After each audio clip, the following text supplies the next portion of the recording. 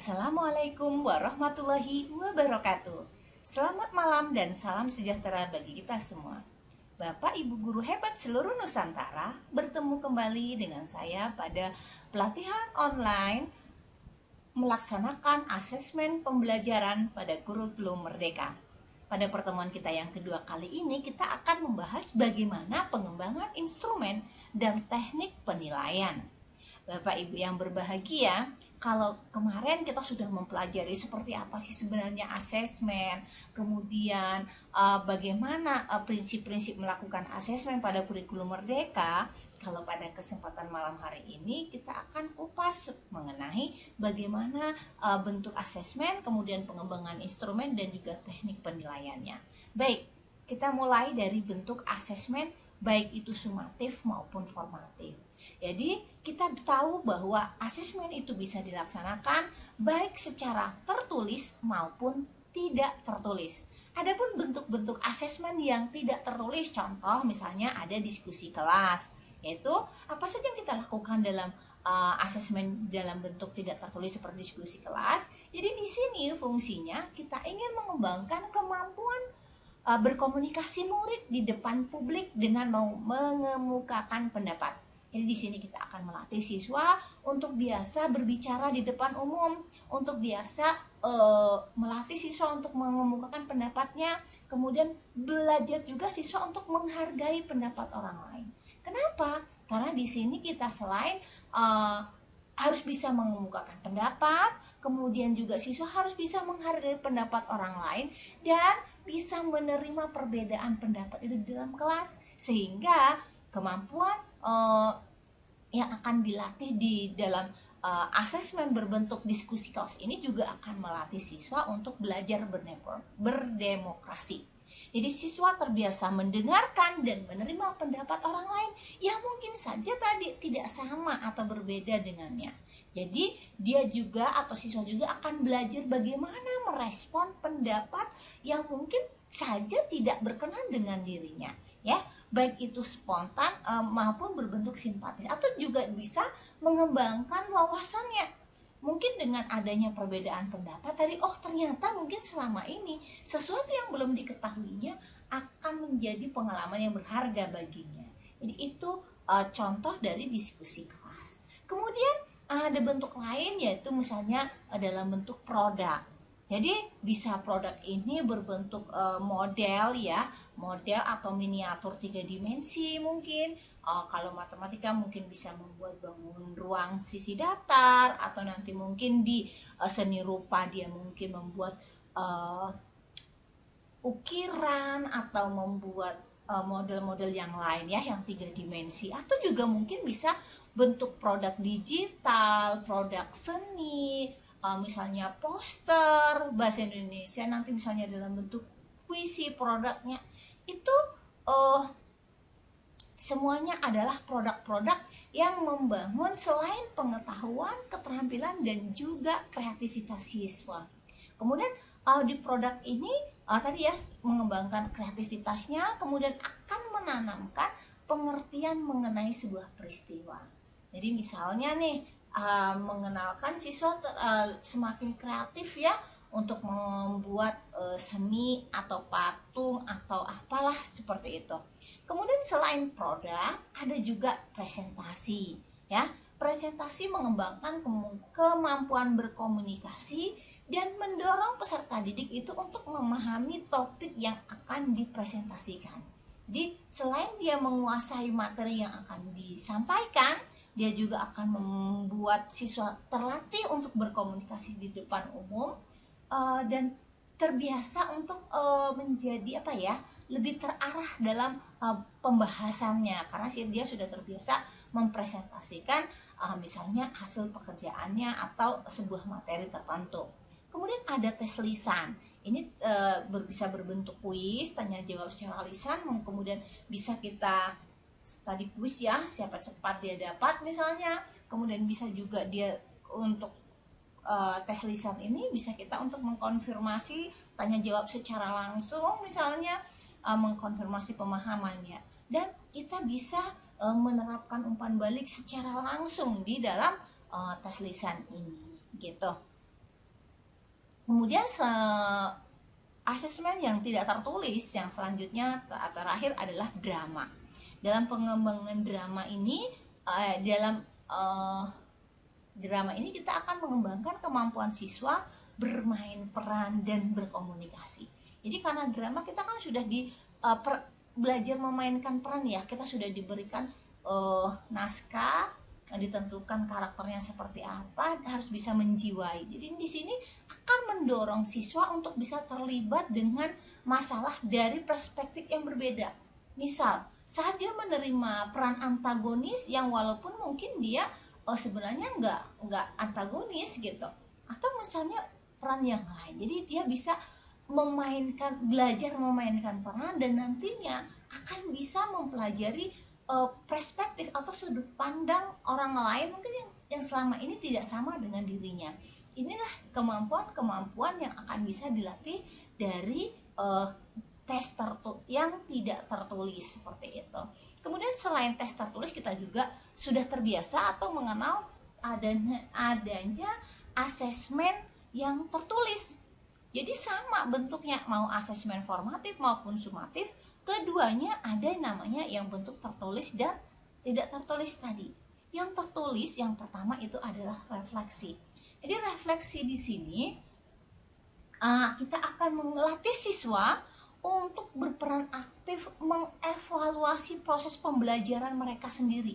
Jadi dari sudut pandang mereka selama ini apa yang sudah mereka pahami, apa yang menjadi kesulitan mereka, kemudian bagaimana nantinya mereka akan memperbaiki kesalahan atau kesulitan yang selama ini didapatkannya, itu memang dari kesadaran dirinya. Mereka sendiri yang akan memikirkan bagaimana mereka akan memperbaiki diri tersebut. Caranya mungkin setiap anak akan berbeda tingkat pemahaman terhadap suatu materi, kemudian kesulitannya juga berbeda antara siswa yang satu dan siswa yang lainnya, sehingga nanti proses perbaikan atau yang akan diperbaiki mereka juga tidak akan sama. Jadi setiap siswa masing-masing punya catatan tersendiri, kemudian punya target-target tersendiri dan ada rencana-rencananya. Inilah kenapa refleksi ini dikatakan efektif untuk proses perbaikan pembelajaran. Ya, jadi hasil refleksi ini bisa kita gunakan untuk melihat sisi lain dari proses pembelajaran. Mungkin saja kita merasa siswa itu sebenarnya kok nggak aktif ya, padahal mungkin sebenarnya bukan tidak aktif atau tidak paham dengan apa yang kita sampaikan, tapi mungkin siswa-siswa kita banyak yang yang lebih untuk komunikatifnya kurang, tapi dari sisi tertulisnya bagus. Jadi kemarin juga ada yang di Maret ya, menyampaikan bahwa siswa saya kalau secara lisan bagus nih, tapi kalau secara tertulis rendah. Jadi kita maksimalkan, ada bentuk tes tertulis dan ada yang tidak tertulis. Jadi kita bisa kombinasikan. Jadi lebih banyak variasi proses pembelajaran, kita akan bisa melihat kemampuan siswa itu lebih komprehensif, gitu ya. Kemudian jadi kita bisa tahu nih dari sisi dari sisi refleksi siswa, selain kita kumpulkan, kita ingin tahu dengan adanya refleksi mereka, tentunya selain mereka tuliskan juga mereka akan berjanji sendiri di dalam hatinya. Dalam menulis itu kan tahu apa langkah-langkah kan yang mereka perbaiki. Ini kita juga bisa melihat loh, jadi sebagai koreksi juga terhadap proses pembelajaran yang kita lakukan. Mungkin kita tadi merasa proses pembelajaran kita lakukan itu udah benar, udah apa, tapi kenapa di siswa mungkin nggak dapat. Jadi di sini bisa kita untuk evaluasi kita juga, Bapak Ibu ya. Kemudian asesmen yang berikutnya itu adalah essay. Jadi dengan essay akan mengasah keterampilan menulis akademis murid ya. Jadi siswa bisa mengembangkan pendapatnya, kemudian menyajikan bukti dari apa yang dia sampaikan, kemudian akan mencari sumber-sumber yang terpercaya untuk mendukung argumennya tersebut. Jadi kalau kita menulis karya ilmiah itu kan selain kita paparkan, tapi kita selain kita menyampaikan pendapat kita, tapi kita juga didukung pendapat-pendapat tadi dengan bukti-bukti yang ada atau pendapat-pendapat para ahli. Kita bisa mengajarkan mereka untuk mencari referensi yang tepat untuk mendukung argumen-argumen kita. Itulah essay ini ya. Kemudian mengembangkan cara berpikir kritis dan daya analitis murid. Jadi dengan adanya pemberian essay, kita akan memberikan siswa untuk berpikir secara kritis, berpikir lebih mendalam seperti itu terhadap sebuah permasalahan. Kemudian ada juga dalam bentuk poster ya Bapak Ibu. Jadi di poster ini akan mendorong siswa untuk mengeksplorasi topik dan mengkomunikasikan pemahaman mereka semenarik mungkin di dalam bentuk ya tadi visual ya, dalam bentuk gambar. Kemudian juga bisa ada tes tertulis, bisa pilihan ganda. Pilihan ganda sendiri Bapak Ibu, ada pilihan ganda biasa dan ada pilihan ganda kompleks. Manfaatin betul supaya siswa benar-benar terlatih, pemahaman mereka benar-benar komprehensif ya. Jadi jangan kita tidak salah menggunakan pilihan ganda biasa, tapi tetap dikombinasikan dengan pilihan ganda kompleks sehingga nantinya siswa-siswa kita akan terbiasa berpikir kritis. Kalau kita pilihan ganda biasa itu hanya akan pemahamannya hanya tingkat pemahaman gitu ya, dan bernalar kritisnya itu belum kelihatan kalau kita hanya pilihan ganda biasa. Tapi kalau pilihan ganda kompleks ini walaupun pilihan ganda tapi bisa melatih kemampuan berpikir kritis mereka. Kemudian kuis bisa juga ya Bapak Ibu, ini merupakan sebuah bentuk asesmen yang tertulis juga. Kuis bisa Bapak Ibu kombinasikan nanti misalnya dengan yang online dan sebagainya, dari Quizizz atau dari Mentimeter dan seterusnya. Bapak Ibu silahkan nanti bisa diterapkan macam-macam tes tertulis ini. Kemudian ada juga menerapkan umpan balik ya, seperti itu ya. Kita biasakan. Kemudian yang terakhir itu adalah bentuk asesmen tertulisnya adalah bentuknya jurnal. Di jurnal ini kita akan melatih siswa untuk mengorganisasikan dan mengekspresikan ide-ide atau pemikiran mereka dalam bentuk tulisan. Jadi biasanya ini ditulis dalam bahasa yang kurang formal sehingga memberikan kebebasan mereka untuk berpikir kreatif, sedikit berbeda dengan essay yang harus yang lebih baku gitu betul, atau lebih akademis lah seperti itu. Kemudian di jurnal ini juga berfungsi untuk merefleksikan murid perkembangannya secara berkesinambungan.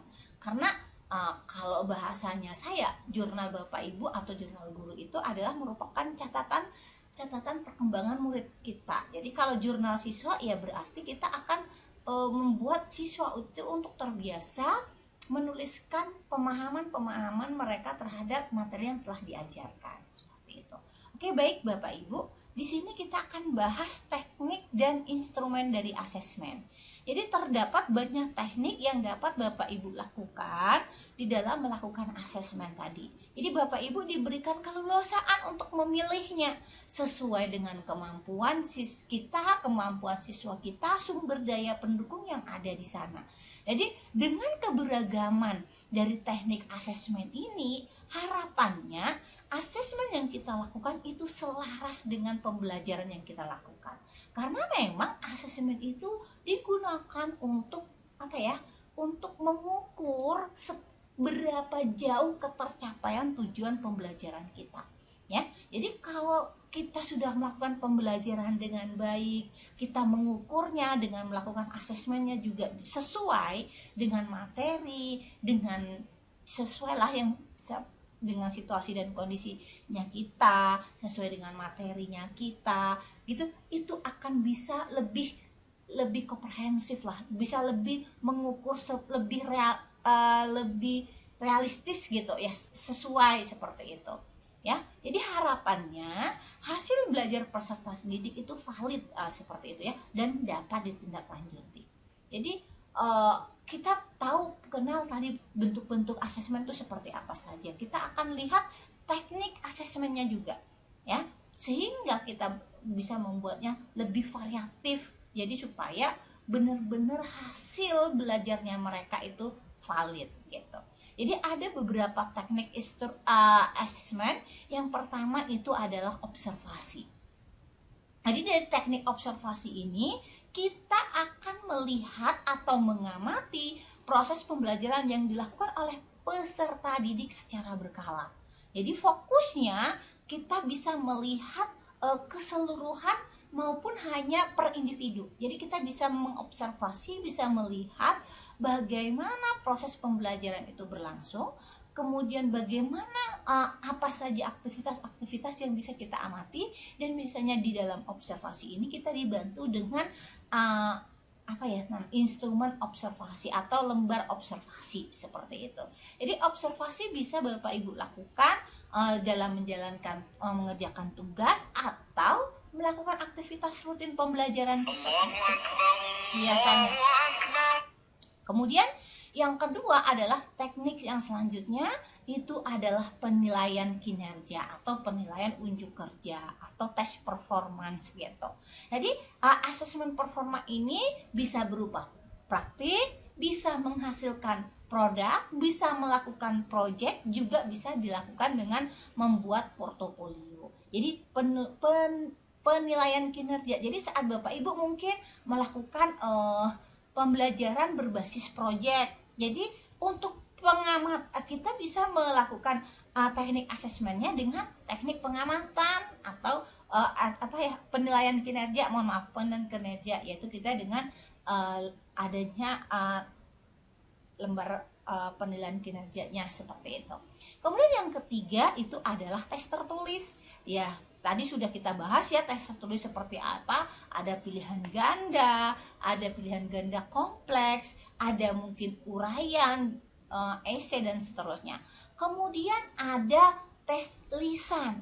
Jadi kita saat memberikan tes lisan ini bisa dalam bentuk soalnya tanya jawab langsung, bisa dalam bentuk kuis ya, yang bisa kita berikan per individu atau bisa kita lakukan secara klasikal saat proses pembelajaran. Jadi di sini kita ingin mengkonfirmasi pemahaman siswa seperti itu. Kemudian yang terakhir tekniknya adalah portofolio. Jadi portofolio ini adalah proses pengumpulan dokumen hasil penilaian, penghargaan, karya siswa dalam bidang tertentu yang mencerminkan perkembangan. Jadi ya, di sini ada kurun waktu tertentu misalnya. Jadi kita bisa meminta siswa untuk mengkoleksi 5 karya terbaik atau 10 karya terbaiknya. Maka siswa nanti akan memilih sendiri mana saja yang mau mereka jadikan di koleksi portofolio mereka. Seperti itu. Ya, di sini ada selain teknik tadi, kita ada juga namanya instrumen asesmen yang selanjutnya. Instrumen asesmen, kalau tadi kita bahas tentang teknik asesmen, sekarang kita lihat instrumennya. Jadi instrumen dari asesmen tadi kita ada mengenalnya 4. Yang pertama ada rubrik, yang kedua ada checklist, yang ketiga ada catatan anekdot, dan yang keempat adalah grafik perkembangan. Jadi di masing-masing tadi ya teknik-teknik ini ada 5 tekniknya, tapi kita bisa mengembangkannya atau alatnya, instrumennya itu untuk melakukan penilaian itu ada 4. Yang pertama rubrik ya. Di dalam rubrik itu adalah pedoman yang sengaja kita buat untuk menilai dan mengevaluasi kualitas kinerja peserta didik. Jadi capaian kinerja akan dituangkan dalam bentuk kriteria atau dimensi yang akan dinilai dan dibuat secara bertingkat. Jadi dalam rubrik itu kalau misalnya itu belum berkembang, mulai berkembang sesuai harapan, atau berkembang sangat baik, itu contoh rubrik ya, seperti itu kriterianya misalnya seperti itu, ada jenjangnya seperti apa. Kemudian ada daftar checklist, misalnya Bapak Ibu dalam melakukan observasi menggunakan lembar observasi, ada daftar checklist itu. Jadi di daftar checklist ini ada daftar informasi, data, ciri-ciri atau karakteristik atau elemen yang nanti akan disetujui, misalnya dalam lembar pengamatan dan unjuk kerja itu bisa menggunakan rubrik, bisa menggunakan checklist, di mana Bapak Ibu yang lebih sesuai lah menurut Bapak Ibu gitu. Kemudian ada catatan anekdot. Catatan anekdot itu adalah catatan singkat hasil observasi peserta didik ya, yang berisi catatan performa mereka, perilaku mereka yang menurut Bapak Ibu anggap penting seperti itu. Jadi kalau misalnya di dalam jurnal atau kita melakukan observasi, terkadang kita untuk lebih memudahkan, kalau di dalam kurikulum yang sebelumnya kita yang kita tuliskan yang maksimal plusnya dan minimal negatifnya, maksimal negatifnya gitu. Jadi yang sedang-sedang ya bisa kita bukan kita skip ya, tapi kita buat di nilai yang tengahnya seperti itu. Kadang-kadang kan banyak ya penilaian yang mau kita lakukan, sehingga kita ada teknik-teknik mempermudahnya. Jadi seperti itu. Jadi yang mana yang paling menonjol baik positif maupun negatifnya. Kemudian ada grafik Bapak Ibu, grafik perkembangan. Nanti di grafik perkembangan kita kan tadi ada jurnal catatan kita, nanti kita bisa tuangkan di dalam grafik perkembangan siswa seperti apa, capaian mereka seperti itu ya. Karena di grafik ini nanti akan menggambarkan tahapan perkembangan pembelajaran siswa. Oke, baik Bapak Ibu, sekarang kita lanjut ke paradigma asesmen. Jadi kita akan melihat seperti apa sih paradigma asesmen yang selama ini. Jadi di dalam memahami paradigma asesmen ini diharapkan Bapak Ibu bisa menerapkan ide-ide pola berpikir bertumbuh ya. Jadi dalam melakukan asesmen ini harapannya kita bisa menerapkan pola berpikir bertumbuh seperti apa yang akan kita uraikan nanti. Sebenarnya apa pola pikir bertumbuh atau growth mindset ya. Jadi penerapan pola pikir bertumbuh dalam asesmen diharapkan mampu membangun kesadaran dalam proses pencapaian tujuan pembelajaran yang lebih luas ya. Kemudian yang lebih pentingnya adalah bagaimana asesmen ini tidak hanya sebatas tugas akhir saja ya. Jadi lebih penting ini yang akan kita berikan itu tidak hanya sebatas mengukur ya, atau hasil akhirnya itu seperti apa. Tapi dalam asesmen ini harapannya kita memang benar-benar bisa membuat siswa ini semakin berkembang dan bertumbuh. Jadi kita melakukan asesmen tidak hanya ingin mengukur ketercapaian mereka, tapi kita ingin mengajarkan siswa untuk selalu belajar dan belajar lagi. Kita harus bisa mengembangkan mengajak siswa itu benar-benar tumbuh keinginan di dalam dirinya untuk belajar sepanjang hayat. Inilah titik terpenting dari pola berpikir bertumbuh. Kita harus bisa mengajarkan kepada siswa kita, bukan hanya kita menjudge mereka, kamu kok belum bisa, kamu ini aja nggak dapet, tapi kita bisa mengajarkan ke mereka bagaimana sih kita bisa bisa tampil lebih baik dan lebih baik lagi dari setiap proses yang kita lalui. Ada perbaikan yang akan kita lakukan untuk kebaikan kita di masa depan. Jadi ini yang pertama, untuk bisa membuat siswa itu terbentuk pola pikir bertumbuh ya.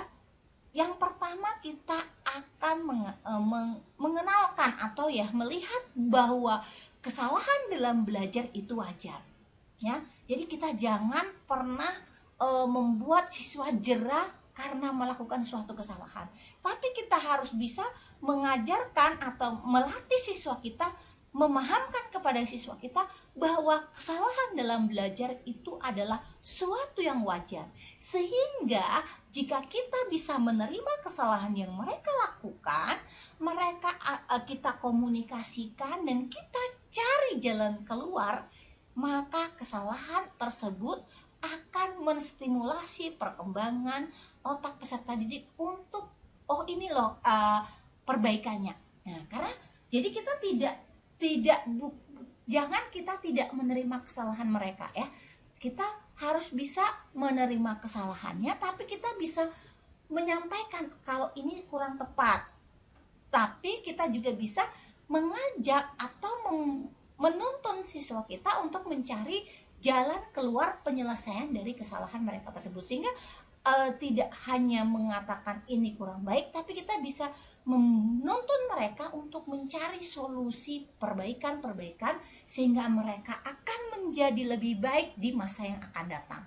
Kemudian yang kedua, kita harus mengajarkan juga kepada mereka bahwa belajar bukan tentang kecepatan, tetapi tentang pemahaman, penalaran, penerapan serta kemampuan menilai dan berkarya secara mendalam. Makanya kita menekankan, ada contoh tadi ya, kita udah bahas tentang refleksi. Jadi di sini kita bukan harus belajar mengenai bagaimana kita mengejar target kurikulum, tapi kita harus bisa mengajarkan pemahaman kepada siswa, bagaimana kita bisa mengajak siswa untuk bernalar kritis, bagaimana siswa untuk bisa menerapkan ilmu yang sudah didapatkannya, dan yang paling penting adalah bisa bisa menilai ya secara mendalam hasil dari proses pembelajarannya. Ya, misalnya kita belajar apa, tapi belajar mengenai suatu topik tertentu, kemudian mungkin ada nilai empati yang mau kita terapkan, mereka akan dapat menerapkan sebuah nilai-nilai moral tertentu, mereka juga dapat dan bisa menyimpan memori tersebut di dalam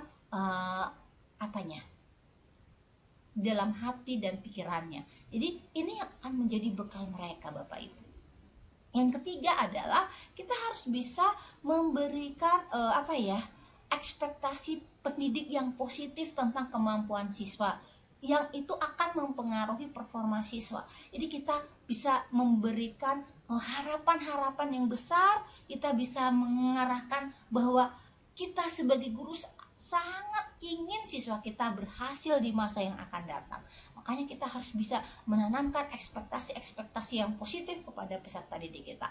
Kemudian kita bisa mengajarkan atau bisa menerapkan bahwa setiap peserta didik unik, ya. Tidak ada siswa yang bodoh, tidak ada siswa yang mungkin menurut kita kok lambat seperti itu, tapi kita harus bisa melihat sisi keunikan mereka. Kita harus bisa melihat peta jalan belajar yang berbeda-beda antara siswa yang satu dengan siswa yang lainnya.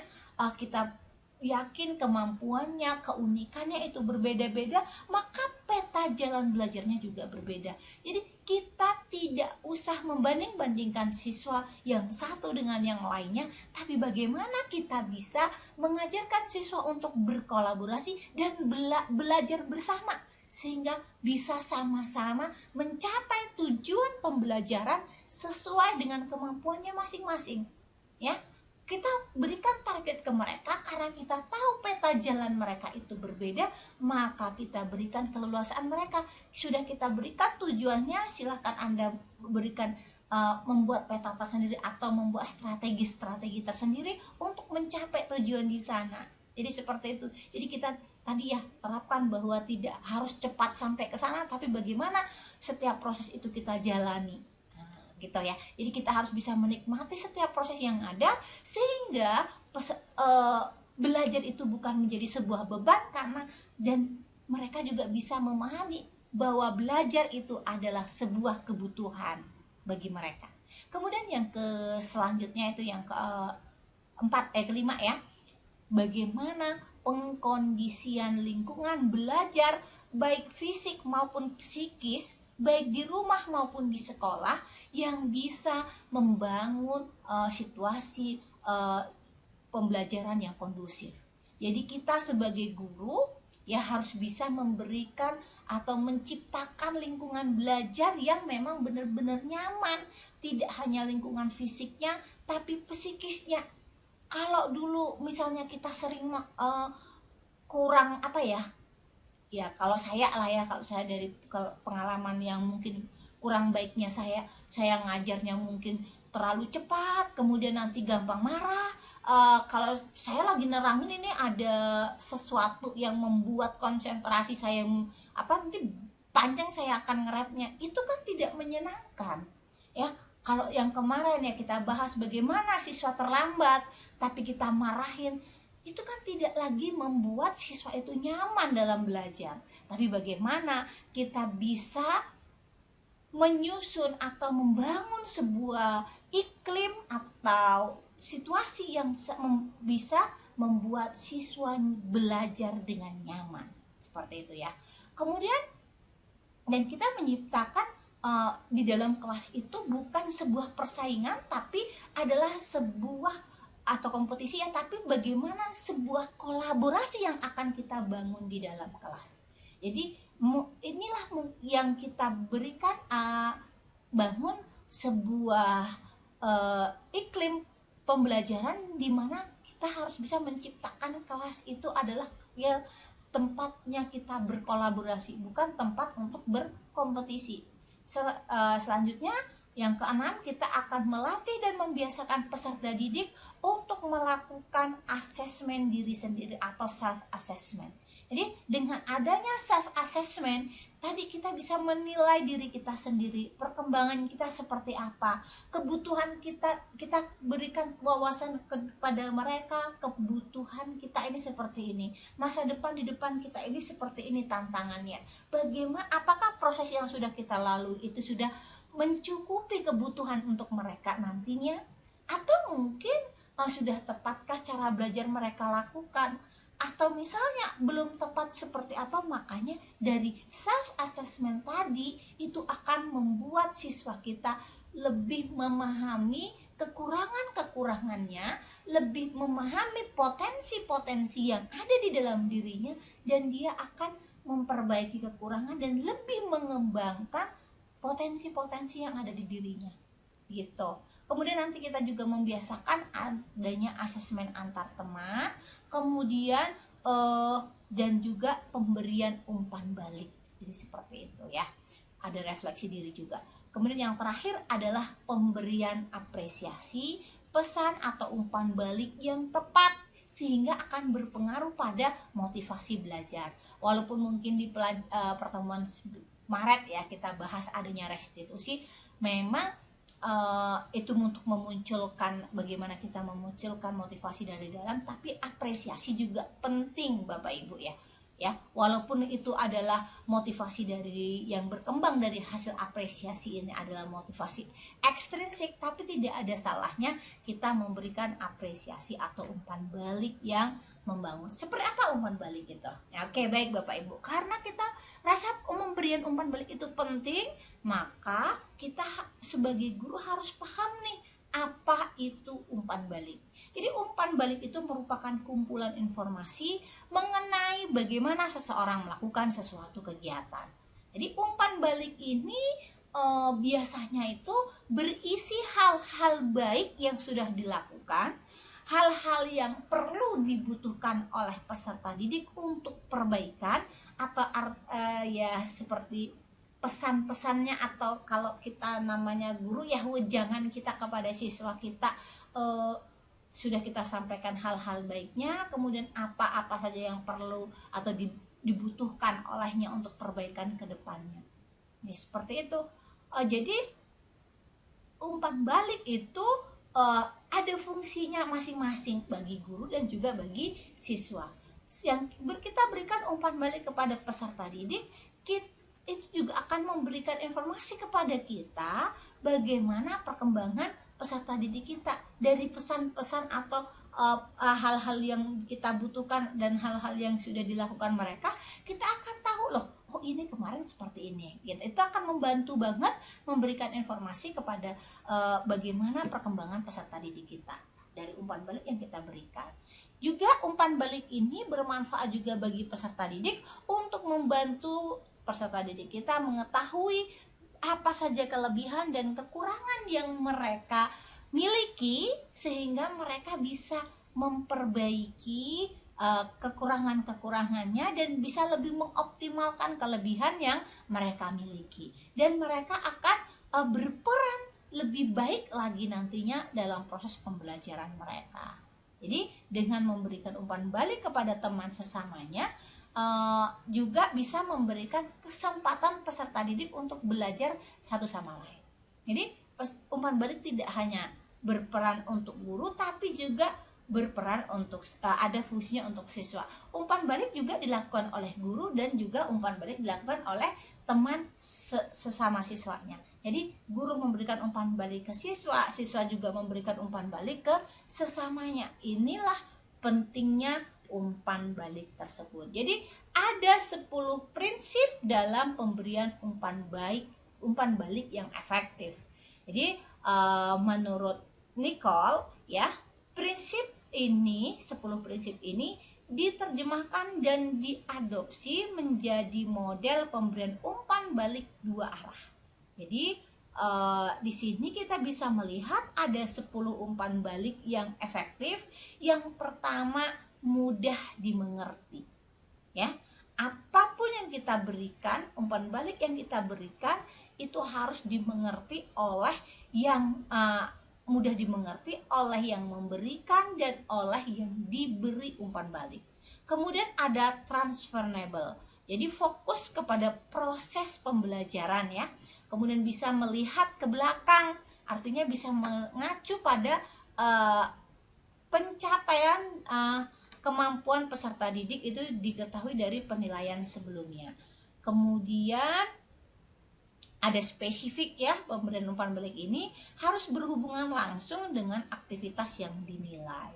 Kemudian lebih dari penilaian. Jadi umpan balik ini lebih dari penilaian, bukan hanya fokus kepada penilaian performanya, tetapi juga pada pencapaian targetnya seperti apa.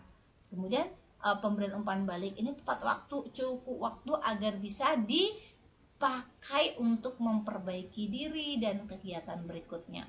Kemudian umpan balik ini prinsipnya harus kontekstual, dihubungkan dengan capaian pembelajaran, profil dan kriteria penilaian aktivitas. Yang selanjutnya itu seimbang ya, memberikan pujian dan pencapaian untuk serta masukan. Jadi antara masukan dan pencapaian pujian itu harus seimbang. Kemudian melihat ke depan, tadi ada melihat ke belakang, kita juga akan melihat ke depan, memberikan masukan bagaimana mereka memperbaiki diri di proses-proses atau proyek-proyek selanjutnya. Kemudian selektif ya, yang terakhir memberikan komentar yang detail terhadap 2 atau 3 hal yang bisa dikerjakan oleh murid. Jadi ini ada 10 prinsip pemberian umpan balik. Jadi apa saja tadi sudah kita tahu bagaimana pemberian, apa itu umpan balik, bagaimana prinsip-prinsip pemberian umpan balik. Yang perlu lagi kita lihat adalah bahwa komposisi atau bagian-bagian dari umpan balik itu terdiri dari feed up, yaitu klasifikasi tujuan dengan siswa, ada feedback, yaitu tanggapan atas pekerjaan siswa, kemudian ada feed forward, jadi saran bagi peserta didik kita itu seperti apa ya. Itu umpan balik yang efektif. Kemudian ya, selain terdiri dari itu, umpan balik yang efektif juga membutuhkan tujuan dan sasaran yang jelas yang dapat dimengerti baik oleh guru maupun muridnya. Kemudian umpan balik yang efektif itu juga mengidentifikasi apa yang sudah mereka ketahui, apa yang harus mereka pahami, di mana mereka membuat kesalahan, kemudian di mana mereka membuat kesalahpahaman, kapan mereka terlibat atau tidak terlibat dalam proses pembelajaran. Itu kita tuangkan di dalam umpan balik itu. Jadi saat membuat umpan balik yang efektif ya, di sini kita ada namanya umpan balik dari guru dan umpan balik dari teman. Oke, nanti bisa dibuka lagi materinya ya Bapak Ibu. Di sini kalau umpan balik dari guru ada pertanyaan panduan, kemudian apa saja perbedaan penting apa yang diperlukan, dokumen apa yang bisa dipakai. Ini bisa semua Bapak Ibu lihat nanti di sini ya. Kemudian ini acuan dalam pemberian umpan balik kepada peserta didik itu ada tangganya ya, ada tangga klasifikasi sampai ke apresiasi. Jadi ini yang perlu Bapak Ibu lihat ya, bahwa pemberian umpan balik itu ada jenjangnya ya, ada jenjangnya. Dari pertama adalah klasifikasi, ajukan pertanyaan yang klarifikasi, Kemudian saat kita memberikan nilai atau komentar atas kekuatan yang terlihat, kemudian perhatian, yaitu kita akan berikan komentar jika ada hal-hal yang kurang sesuai, kemudian sarannya seperti apa, dan yang terakhir ada pujian atas usaha yang dilakukan. Ini adalah tangga atau jenjang yang harus kita lihat, bahwa Bapak Ibu harus memberikan umpan balik baik secara lisan maupun tertulis yang dapat kita berikan terkait dengan tugas-tugas yang mereka lakukan. Jadi maupun interaksi dengan peserta didik dalam proses pembelajaran. Jadi di sini setiap masing-masing apa tadi ya, dari klarifikasi, mungkin pertanyaannya apa yang kamu maksud dengan ini ya, yang kamu tuliskan ini, ini apa maksudnya, bisa dijelasin, begitu ya. Jadi mungkin dan penilaiannya, bagian ini efektif nih, ini menarik nih, misalnya di bagian mana. Kemudian nih saya membayangkan nih bagaimana jika mereka itu mungkin membayangkan bagaimana jika kamu ini tadi ini seperti ini. Jadi saya belum paham nih di bagian ini, bagaimana nanti kamu menjelaskan ini yang perlu di bagian perhatiannya. Jadi sarannya nanti, pernahkah Anda berpikir tentang ini? Jadi bagaimana kalau ini kita rubah jadi sini? Itu dia di bagian saran-saran yang nanti akan kita berikan. Ini kalimat-kalimat pemandunya seperti itu. Bagian apresiasinya, mungkin kita sampaikan, ide kamu mengingatkan saya pada bla bla bla. Jadi saya ingin melihat pekerjaan ini bisa saya gunakan juga nanti. Wah, keren. Pasti sisanya akan senang. Bisa digunakan untuk ini nih. Oke, gitu. Itu tadi ya pemberian feedbacknya. Ini contohnya tadi juga sudah ya, tadi kurang lebih seperti itu. Baik Bapak Ibu, terima kasih. Mudah-mudahan di pertemuan kedua ini Bapak Ibu lebih memahami, bisa sedikit yang disampaikan bisa tercerna dengan baik. Terima kasih atas atensinya, tetap semangat.